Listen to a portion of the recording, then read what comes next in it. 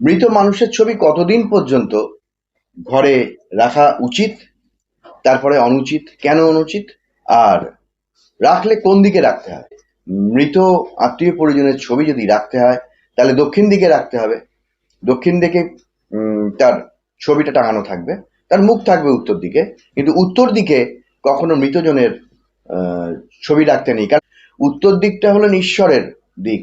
ঈশান কোণ, উত্তর পূর্ব এবং বিশেষ করে উত্তর, এইখানে দেবদেবীদের স্থান। মৃত মানুষের ছবি কতদিন পর্যন্ত রাখা যায়, এবং যদি আমাদের মা বাবার ছবি আমরা সিংহাসনে রাখি সেটা কতদিন পর্যন্ত রাখা উচিত, সেটাও মা বাবার ছবি যদি রাখা হয় দক্ষিণ দিকের দেয়াল অনুযায়ী সিংহাসনটা যেরকম হচ্ছে সেখানে রাখা হবে। এবং এই ছবি রেখে পুজো করা ইত্যাদি সর্বোচ্চ 1 বছর। 1 বছরের পর কোনো মৃত মানুষের ছবি ঘরে রাখা উচিত না, এমনকি সিংহাসনে রেখেও পুজো করা উচিত না।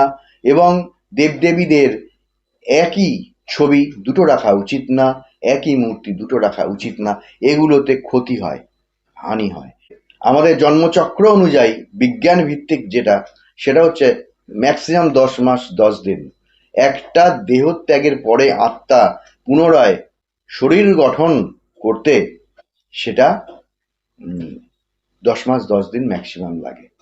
আমি আমার মা বাবার ফটো সিংহাসনের মধ্যে রেখে ভক্তি ভরে পুজো করছি, কিন্তু তিনি পুনরায় জন্মে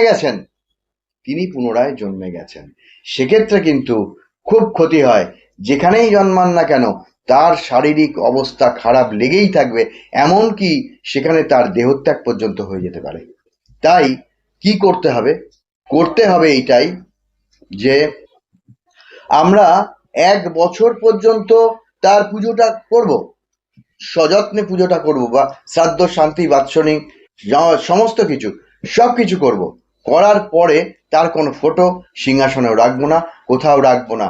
হ্যাঁ, এইটুকু কামনা করতে পারি তুমি পুনর্জন্ম লাভ করো।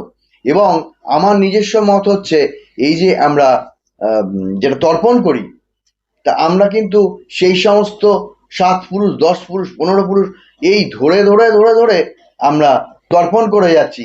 দেখা যায় এতদিন ধরে তারা হয়তো নেই, অন্য কোথাও জন্মে গেছেন। তাহলে সেই মানুষটা, আত্মা, একটা বৃহৎ আত্মার খণ্ড অংশ, সেই মানুষটা পুনরায় দেহ ধারণ করেছে, করার পরে সেই আত্মার উদ্দেশ্যেই কিন্তু আমরা প্রেরণ করছি, তর্পণ করছি।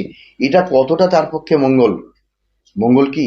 হ্যাঁ, তর্পণ করব, কিন্তু যতই মন্ত্র বলি আর যাই করি, এইটাই মনে রাখবো যে যদি তোমার পুনর্জন্ম হয়ে গিয়ে থাকে, এটা নিজস্ব কথা বলতে হবে তর্পণ করার সঙ্গে, যদি নিজস্ব পুনর্জন্ম হয়ে গিয়ে থাকে তাহলে যেন আমার এই তর্পণ করাটা তোমার উন্নতির কাজে লাগে।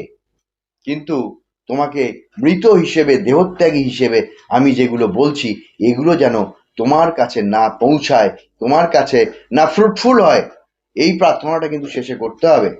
আর মৃত মানুষের ছবি সেই জন্যে 1 বছরের বেশি যদি সংসারে রাখা হয়, কি হয় দেখা যায় কি, কিছুতেই সংসারে উন্নতি যেন হচ্ছে না, এবং হওয়া জিনিস হচ্ছে না, গন্ডগোলের একটা আবহাওয়া, একটা অশান্তি লেগে আছে সংসারটার মধ্যে, যেন কেমন সব কিছু থাকা অবস্থায়, বিদ্যা থাকা অবস্থায়, গুণ থাকা অবস্থায়, সমস্ত এবিলিটি থাকা অবস্থায়, সুযোগ থাকা অবস্থায়, কিন্তু কিছুতেই হয় না শেষ পর্যন্ত গিয়ে।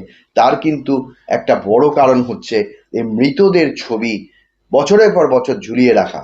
আর একটা হচ্ছে যে, যেটা হচ্ছে যে তারা ধরুন জন্মালেন না, কিন্তু মৃত মানুষের ছবি ঝুলিয়ে রাখা হলো। এতে হয় কি, ওই আসক্তিতে, ওই টানে, আমার সন্তান, আমার অমুক, না এদের ছেড়ে আমি যেতে পারবো না, এদের ছেড়ে আগলে রাখবো, এই রাস্তায় বেরোলো সে সঙ্গে সঙ্গে যাচ্ছে অদৃশ্য হয়ে।